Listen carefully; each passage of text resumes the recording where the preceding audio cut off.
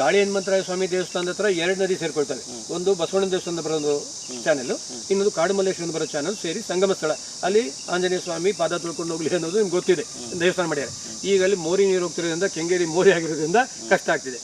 ಆ ನೀರು ಇಲ್ಲಿ ಬರುತ್ತಲ್ಲ ನಮ್ಮ ಮೈಸೂರು ರೋಡ್ ಎಂಟ್ರೆನ್ಸ್ ಅಲ್ಲಿ, ನಮ್ಗೆ ನಾನು ಬರ್ತೀವಿ ಎಂಟ್ರೆನ್ಸ್ ಅಲ್ಲಿ ಪೀಣ್ಯದಿಂದ ಬರೋ 8 ಕಿಲೋಮೀಟರ್ ಚಾನೆಲ್ ಕೂಡ ಅಲ್ಲಿ ಸೇರ್ಕೊಳ್ಳುತ್ತೆ. ಇದು ಒಂದು ದೊಡ್ಡ ಸಂಗಮ ಸ್ಥಳ. ನಾವು ಅದನ್ನ ಹೇಳ್ಕೊಳ್ಳೋಕೆ ಇನ್ನೂ ಆಗ್ತಾ ಇಲ್ಲ. ಸಂಗಮ ಅಂದ್ರೆ ಏನಂದ್ರೆ ನದಿ ಹಿರಿದಾಗುತ್ತೆ.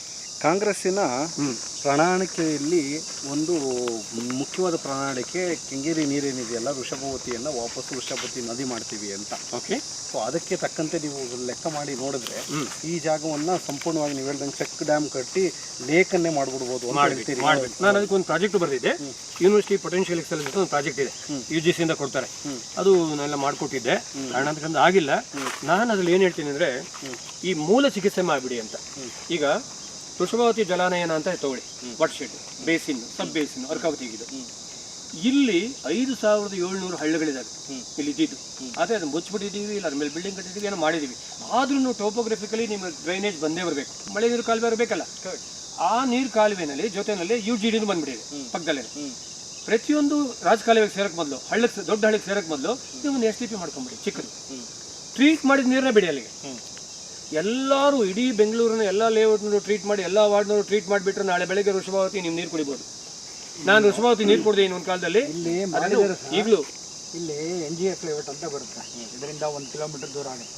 ಇಲ್ಲಿ ನಮ್ದು ಬರ್ತಾ ಎಂಟರ್ ಆಗ್ಬೇಕಾದ್ರೆ ಒಂದು ಗಟ್ರ ನದಿ ಇತ್ತು ನೋಡಿ, ಅದು ಗಟ್ರಲ್ಲ. ಅಲ್ಲಿ ನಾವು ಈಜೋಡಿಯಕ್ಕೆ ಬರ್ತಾ ಇದ್ವಿ, ವಿಜಯನಗರದಲ್ಲಿ ಇರೋದು ನಾವು. ಅಲ್ಲಿ ಬಂದು ನಾವು ಈಜೋಡಿತಾ ಇದ್ವಿ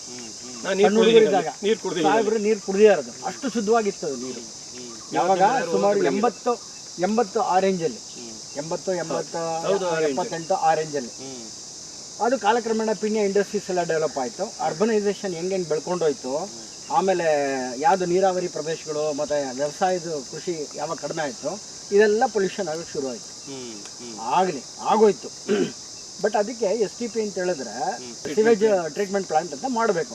ಅಪಾರ್ಟ್ಮೆಂಟ್ ಅಲ್ಲಿ ಕಂಪಲ್ಸರಿ ಮಾಡ್ತಾರೆ, ಹೌದಾ? ಅದಕ್ಕೆ ಸಪ್ರೇಟ್ ಡಿಬೇಟ್ ಆಗೋಗುತ್ತೆ. ಯಾಕೆಂದ್ರೆ ಥ್ರೂಔಟ್ ಬೆಂಗಳೂರು ಇವತ್ತೇನಾಗೋಗುತ್ತೆ ಹೇಳ್ದಂಗೆ ಒಂದು ದಿನ ಎಲ್ಲರೂ STP ಅನ್ನು ಯೂಸ್ ಮಾಡಿಬಿಟ್ರೆ ಕೆಂಗೇರಿ ಮೋರಿ ಅನ್ನೋದು ಇರ್ತಿರಲ್ಲ. It is not possible. ಅದನ್ನ ಕಾಲಕ್ರಮೇಣ ಮಾಡ್ತೀನಿ ಅಂತೇಳಿ ಪರಿಸರ ಇಲಾಖೆ ತಗೊಂಡು ಸುಮಾರು ಪ್ರಾಜೆಕ್ಟ್ಗಳಲ್ಲಿ ಫೇಲ್ ಆಗಿದೆ. ಅದು ಕಟ್ಟಿದ್ದಾರೆ. ಅಲ್ಲ ಅದು ನಾನು ಹೇಳ್ತೀನಿ. ನಾನು ಬರೆದಂಥ ಪ್ರಾಜೆಕ್ಟಲ್ಲಿ ಮೊದಲನೇ ಪ್ರಾಜೆಕ್ಟ್ ಕಾರ್ಪೊರೇಷನಿಂದ ಒಬ್ಬ ಚೀಫ್ ಇಂಜಿನಿಯರ್ ಬಂದರು. ನಾನು ಜಿಯಾಲಜಿ ಚೇರ್ಮನ್ ಆಗಿದ್ದೆ. ಸರ್ ನಿಮ್ಮ ಸಹಾಯ ಬೇಕು, ನಾವು ಇದು ಮಾಡೋಣ ಅಂತ ಹೇಳಿ. ಏನು ಮಾಡ್ತಾರೆ, ಇದನ್ನು ಟ್ರೀಟ್ ಮಾಡೋಣ. ನಿಮ್ಮ ಒಳಗಡೆ ಬರೋ ನೀರು ಇದೆಯಲ್ಲ, ಕ್ಯಾಂಪಸ್ ಒಳ್ಳೆ ಎಂಟ್ರ್ ಆಗುತ್ತಲ್ಲ ಈ ಚಾನಲ್ದು, ಅದು ಶುದ್ಧವಾದ ನೀರು ಬಂದು ಮಾಡೋಣ ಅಂತ ಮಾತಾಡ್ತೀವಿ. ನಾನು ಒಂದು ಪ್ರಾಜೆಕ್ಟ್ ಥರ ಮಾಡಿ ಅದಕ್ಕೆಲ್ಲ ಕೊಟ್ಟು ಅವರು ಕೂತ್ಕೊಂಡು ಭಾಳ ನಿಷ್ಠೆಯಿಂದ ಮಾಡಿರೋ ಕೆಲಸನ. 8 STPಗಳನ್ನ 8 ಕಿಲೋಮೀಟರ್ ಕಟ್ಟೋಣ. ಅಲ್ಲಲ್ಲೇ ಕಟ್ಬಿಟ್ಟು ಶುರು ಮಾಡಿ ಯೂನಿವರ್ಸಿಟಿಗೆ ಎಂಟ್ರ್ ಆಗುತ್ತಲ್ಲ, ಎಂಟ್ರ್ ಆಗ್ತಿದ್ದಂಗೆ ನಮ್ಮ ಕಾಲೇಜ್ ದೊಡ್ಡದಾಗಿದೆ. ಆಮೇಲೆ ಬಿಲ್ಡಿಂಗ್ಗಳೇನೂ ಇಲ್ಲ. ಇನ್ನೂ ಬಫರ್ ಝೋನ್ ಜಾಸ್ತಿ ಮಾಡಿಕೊಂಡು 2 ಸೈಡಲ್ಲಿ ಟ್ರೀಟ್ಮೆಂಟ್ ಮಾಡೋಣ, ಬಯೋ ಟ್ರೀಟ್ಮೆಂಟ್. ಬರೋ ಅಲ್ಲಿ ಬಂದಿದ್ದ ನೀರನ್ನ ಅಲ್ಲಿ ಬಿಡೋಣ 2 ಸೈಡಲ್ಲಿ. ಹಿಂಗಿರುತ್ತಲ್ಲ, ಇದು ಹಳ್ಳ, ಇದು ಹೀಗಿರುತ್ತಲ್ಲ ಬಫರ್ ಝೋನು. ಇಲ್ಲಿ 3 ಲೈನ್ನಲ್ಲಿ ನಾನು ಪ್ಲಾಂಟ್ಸ್ ನೇಮ ಕೊಟ್ಬಿಟ್ಟಿದ್ದೀನಿ. ಅದನ್ನು ಹಾಕಿದ್ರೆ ಅದು ಹೀರ್ಕೋಬೇಕು. ನಿಮ್ಮ ಇದು ಹೆವಿ ಮೆಟಲ್ಸ್ನ ಎಲ್ಲ ಹೀರ್ಕೊಂಡು ಮತ್ತೆ ಹಳ್ಳಕ್ಕೆ ಬರಬೇಕು. ಆ ಹಳ್ಳದಲ್ಲಿ ನಾವು ಕಾಲಿಡ್ಕೊಂಡು ಹೋಗ್ಬೋದು. ತೀರಾ ಕುಡಿಯೋಕ್ಕಾಗುತ್ತೋ ಬಿಡುತ್ತೋ, ವಾಸನೆ ಮುಕ್ತ. ಈಗ ಇವನು ಬ್ಯಾಂಬೂ ವ್ಯಾಲಿ ಅಂತ ಮಾಡಿದ್ದೀವಿ, ನಿಮಗೆ ತೋರಿಸ್ಬೇಕು. ಅದರಲ್ಲಿ 1100 ಬ್ಯಾಂಬೂ ಹಾಕಿದ್ದೀವಿ, ಅರ್ಧ kilometre. Ladies hostel waste water ಬರುತ್ತಲ್ಲ, ಅದು ನಮ್ಮಿಂದ ಆಚೆ ಹೋಗೋಷ್ಟು ಎಷ್ಟೋ ಮುಕ್ತ ಚೆನ್ನಾಗಿ ಹೋಗ್ತಾ ಇದೆ. ಆ ಥರ ಎಲ್ಲ ವ್ಯಾಲಿಗಳಲ್ಲಿ ಮಾಡಿಬಿಟ್ರೆ ನೀವೇನು ಮಾಡ್ತಾರೆ ಮಾಡಿ, ನಿಮ್ಮ ಮೆಥಡಾಲಜಿ ನಿಮ್ಮದು. ಆ ಥರ ಮಾಡಿದ್ರೆ ಪಾಸಿಬಿಲಿಟೀಸ್ ಇದೆ. ನಾವು ಮರಗಳಿಂದ ಶುದ್ಧೀಕರಣ ಮಾಡೋ ಪಾಸಿಬಿಲಿಟೀಸ್ ಎಲ್ಲ ಇದೆ. ಆದರೆ ಇಲ್ಲಿ ಮನಸ್ಥಿತಿ ಸರಿ ಇಲ್ಲ, ಇಚ್ಛಾಶಕ್ತಿ ಇಲ್ಲ. ಆಮೇಲೆ ಇವ್ರು ಹೇಳಿದಾಗೆ ಆ STPನ ಲೋಕಲ್ಸೇ ಕಂಪ್ಲೇಂಟ್ ಮಾಡಿ ನಿಲ್ಸ್ಬಿಡಿ. ನಮ್ಮ ಮನೆ ಮುಂದೆ ಬೇಡ, ನಮ್ಮ ಬೀದಿಲಿ ಬೇಡ. ನಾನು ಅದಕ್ಕೆ ಬಫರ್ ಝೋನ್ ಅಂತ ಇರುತ್ತೆ. ನಾನು ಒಂದು BDN ಕಮಿಟಿ ಮೆಂಬರ್ ಆಗಿದ್ದೆ. ಅವಾಗ ನಾವೆಲ್ಲ ಏನು ಮಾಡಿದ್ವಿ, 75 ಮೀಟ್ರು ರಾಜಕಾಲುವೆಗೆ ದೊಡ್ಡದು, 75 ಮೀಟ್ರು ಇಲ್ಲವೇ ಇಲ್ಲ ಬಿಡೋದು. ಇನ್ನು ಮಧ್ಯಮ ಗತಿಯ ಹಳ್ಳಿಗಳಿಗೆ 50 ಮೀಟ್ರು, ಸಣ್ಣ ಹಳ್ಳಿಗಳಿದ್ರೆ 25 ಮೀಟ್ರು ನೀವು ಬಫರ್ ಝೋನ್ ಇಟ್ಕೊಂಬಿಡಿ ಅಂದ್ವಿ. ಈಗ ಎಲ್ಲಿ ಬಂದಿದೆ ನಿಮ್ಗೆ ಗೊತ್ತಿದೆ, ಅಡಿಗಳಿಗೆ ಆಗ್ಬಿಟ್ಟು ಮ್ಯಾಕ್ಸಿಮಮ್ 30 ಅಡಿಗೆ ಬಂದಿದೆ ಈಗ. ಯಾವುದಕ್ಕೆ? ರಾಜಕಾಲುವೆಗೆ. ಇನ್ನು ಬೇರೆದಕ್ಕೆ ಇಲ್ಲವೇ ಇಲ್ಲ. ಬಟ್ ನೀವು ಅದು ಬಿಟ್ಕೊಳ್ದಿದ್ರೆ ಏನಾಗುತ್ತೆ ಅಂದರೆ, ಈಗ ಬೇರೆ ದೇಶಗಳಿಗೆ ಹೋದಾಗ ನಮಗೆ ಆನಂದ ಪಡ್ತೀವಿ. ಆ ನದಿ ಸದಸ್ಯರುಗಳಾಗಿದ್ರಲ್ಲ, ದುಡ್ಡು ಎಷ್ಟು ಮಾಡಿದ್ರಿ? ಅದು ಒಳ್ಳೆ ಪ್ರಶ್ನೆ. ನಮ್ಮ ಮೇಲೆ ಕೇಸ್ ಹಾಕಿದ್ರು, ನಾವು ಹೇಳಿದ ಸರಿ ಇಲ್ಲ ಅಂತ. ಕೋರ್ಟಲ್ಲಿ ರಿಸಲ್ಟ್ ಕೊಡೋಷ್ಟೊತ್ತಿಗೆ 12 ಕೆರೆ ಪುನಶ್ಚೇತನ ಆಗೋಯಿತು. ನನಗೆ ಆ ಪ್ರಶ್ನೆ ಯಾಕೆ ಕೇಳಿದೆ ಅಂತಂದ್ರೆ ಇತ್ತೀಚೆಗೆ ನೀವು ಕಮಿಟಿ ಮೆಂಬರ್ ಅಂದ್ರೆ ಶ್ರೀಮಂತ ವ್ಯಕ್ತಿ ಅಂತ ಆಗ್ಬೋದು ಖಂಡಿತ ಶ್ರೀಮಂತ ವ್ಯಕ್ತಿ. ಆದರೆ ನಾವು ಅಪೋಸ್ ಮಾಡೋದಿಲ್ಲ. 8 DPR ನಾನು ಮಜಾ ಮಾಡಿದೆ. ಆ ಮಾಡಿದವನು ನನ್ನ ಹತ್ರ ME ಮಾಡಿದಂಥ ಡೆಸಿಟೇಷನ್ ಮಾಡಿದಂಥ ಹುಡುಗ ಅವ್ನು ಕಣ್ಣೀರು ಹಾಕ್ದೆ ಆಚೆ ಬಂದು. ನೀವು ಇದ್ಕೊಂಡು ನಂದು ಎಲ್ಲ ಒಡವಾಕ್ಬಿಟ್ರಲ್ಲ ಸರ್ ಅಂದ. ನೀನು ನಾನು ಪಾಠ ಹೇಳ್ಕೊಟ್ಟಿರೋದು ಒಳ್ಳೆ ಡಿಸೈನ್ ಕೊಡು, ಒಳ್ಳೇದೇನೋ ಮಾಡು ಅಂತ ಬರೀ ಕಾಪಿ ಆ್ಯಂಡ್ ಪೇಸ್ಟ್ ಮಾಡ್ತಂದಿದೆಯಲ್ಲ ಅಂದೆ. ಕೊನೆಗೆ ಅವನು ಒಪ್ಕೊಂಡು ರೀವರ್ಕ್ ಮಾಡಿಕೊಟ್ಟ. ಆದರೆ ಕಾಂಟ್ರಾಕ್ಟರ್ಸು ನಮ್ಮ ಮೇಲೆ ಕೇಸ್ ಹಾಕಿದ್ರು. ಕೇಸ್ ಏನು 1 ವರ್ಷ ತೊಗೊಳ್ತು. 12 ಕೆರೆದು ಅದು ಪುನಶ್ಚೇತನ ಬಗ್ಗೆ ಮಾಡ್ತಾ ಇದ್ವಿ. ಆ ಕೇಸು ನಮ್ಮ ಸರಿ ಅಂತ ಹೇಳ್ತು. ಅಷ್ಟೊಂದು 12 ಕೆರೆ ಅವ್ರಿಗೆ ಹೆಂಗೆ ಬೇಕೋ ಮಾಡ್ಕೊಂಡಿದ್ವಿ. ಅಂದರೆ ಇಲ್ಲಿ ಭಾಳ ವರ್ಕ್ ಆಗುತ್ತೆ ನೀವು ಹೇಳ್ದಂಗೆ. ಅಲ್ಲಿ ದುಡ್ಡು ಓಡಾಡಬಹುದು, ಮತ್ತೊಂದು ಇನ್ನೊಂದು ಎಲ್ಲ ಆಗುತ್ತೆ ಅಲ್ಲಿ. ಆದರೆ ಅವ್ರ ಮಕ್ಕಳು ನೀರು ಕುಡಿಬೇಕಲ್ಲ, ಅವ್ರ ಮಕ್ಕಳು ಗಾಳಿ ಬೇಕಲ್ಲ, ಅವ್ರ ಮೊಮ್ಮಕ್ಕಳಿಗಾರೋ ಬೇಕಾ ಅಲ್ವಾ? ಇದು ಯಾಕೋ ಜನಗಳಿಗೆ ಅಧಿಕಾರಸ್ಥರಿಗೆ ಅಥವಾ ಇಂಜಿನಿಯರ್ಸ್ಗೆ ಆರ್ಕಿಟೆಕ್ಟ್ಗೆ ಇದು ಹೋಗ್ಬೇಕಿದೆ ಅಲ್ವಾ? ಹೀಗೆ ಇದಿದ್ರೆ ನೀವು ಹೇಳಿದಾಗೆ ಇನ್ನೊಂದು ಶುದ್ಧೀಕರಣ ಆಗುತ್ತೆ.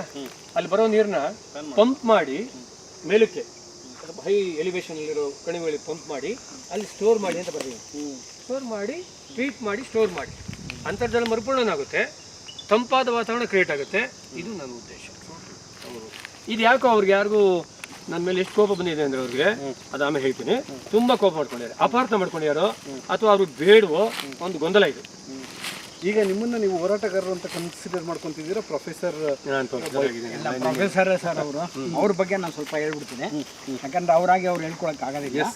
ಸುಮಾರು 25 ವರ್ಷಗಳಿಂದ ಅವರ ಜೀವನ ತೆಗೆದು ಆಯ್ತಾ, ಶ್ರಮ ಬಿಟ್ಟು ಯಲ್ಲಪ್ಪ ರೆಡ್ಡಿಯವರು ಅವ್ರ ಗುರುಗಳೇ ಮಾಡಿದ್ರು, ತೋರಿಸಿದ್ರು, ಅವರು ಮುಂದಿನ ಕೆಲಸ ಅವ್ರು ಮಾಡಿಕೊಂಡ್ರು. ಬಟ್ ಇವರು ನಿಂತ್ಕೊಂಡು ಪಬ್ಲಿಕ್ ಸಪೋರ್ಟು, ಹುಡುಗರು ಸಪೋರ್ಟು, NCC, NSS ಎಕ್ಸೆಟ್ರಾಗಳು ಅವ್ರನ್ನೆಲ್ಲ ಕರೆಸಿ, ಪಬ್ಲಿಕ್ ಕರೆಸಿ, ಅವರು ಎಂಥವ್ರು ಅಂತ ಹೇಳಿದ್ರೆ ಈಸ್ ಅ ಸೈಂಟಿಸ್ಟ್, ಡಾಕ್ಟ್ರ್. ಅವ್ರ ಕೈ ಕೆಳಗಡೆ ಸಿಕ್ಕಾಬಷ್ಟು ಜನ ಇದನ್ನು ಮಾಡಿದ್ದಾರೆ, ಡಾಕ್ಟ್ರೇಟ್ ತೊಗೊಂಡಿದ್ದಾರೆ. Is a doctorate and PhD ಮಾಡಿದ್ದಾರೆ. ಆಮೇಲೆ ವಿದ್ಯೆ ಕೊಟ್ಟಿದ್ದಾರೆ, ಜ್ಞಾನವಂತರು. ಅಂಥವರು ನಿಜವಾಗ್ಲೂ ಇವತ್ತು ಬಾಡಿಗೆ ಮನೇಲಿದ್ದಾರೆ.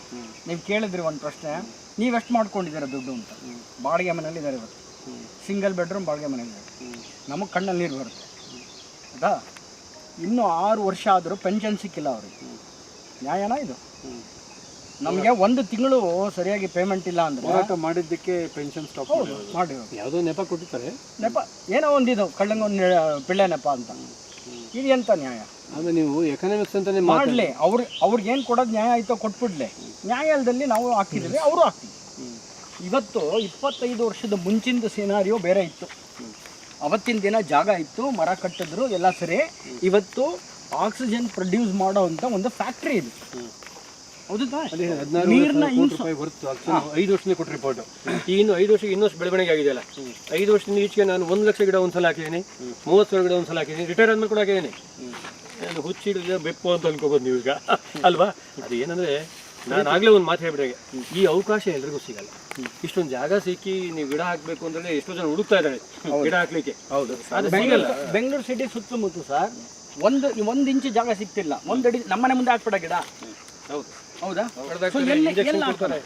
ಇದನ್ನ ಹೇಳ್ತಾರೆ, ಕಟ್ ಮಾಡಿ ನಾವು ಬಿಲ್ಡಿಂಗ್ ಕಟ್ಕೊಂತೀವಿ, ಬೇರೆ ಕಡೆ ಎಲ್ಲ ಹಾಕ್ತೀವಿ. ಸರ್ ಹಾಕಿದ್ದಾರೆ, ಇಲ್ಲಿ PM ಉಷಾ ಅಂತ ಮಾಡಿದ್ದಾರೆ. ಸುಮಾರು 400 ಮರಗಳು ಕಡ್ದಿದ್ದಾರೆ. ಅವುಗಳನ್ನ ನಾವು ಲಾಯರ್ನ ಕರ್ಕೊಂಬಂದು ಲಾಯರ್ನ ಕರ್ಕೊಂಬಂದು ತೋರಿಸಿದ್ವಿ. ಅವತ್ತು ಟೈಮಲ್ಲಿ ಅವನಿದ್ದ, ಯಾರು ಅವ್ನು ಕಾಂಟ್ರಾಕ್ಟರ್ ಇದ್ದು, ಯಾರು ವಹಿಸ್ಕೊಂಡಿದ್ದ ಅವನು. ಇವತ್ತು ನೆನ್ನೆ ಹೋಗಿ ನೋಡ್ತೀವಿ ಶನಿವಾರ, ಎಲ್ಲ ಸಸಿಗಳು ಅಂದರೆ ಏನು ನೆಟ್ಟಿದ್ರು ನೀರಿಲ್ಲ. ಈ ಬೀರು ಬಿಸಿಕೆನಲ್ಲಿ ಕಡೆ ಶಿಫ್ಟ್ ಮಾಡಿದ್ರ ಒಂದು ಟ್ರಾನ್ಸ್ಲೊಕೇಶನ್ 80 ಮರ ಶಿಫ್ಟ್ ಮಾಡಿದ್ರು. ಎಷ್ಟು ಪರ್ಸೆಂಟೇಜ್ ಬದುಕಿದೆ? ಏನಿಲ್ಲ, 0. ಮೇ ಬಿ ಒಂದು 5%, 6% ಇರ್ಬೋದು. ಹೌದು.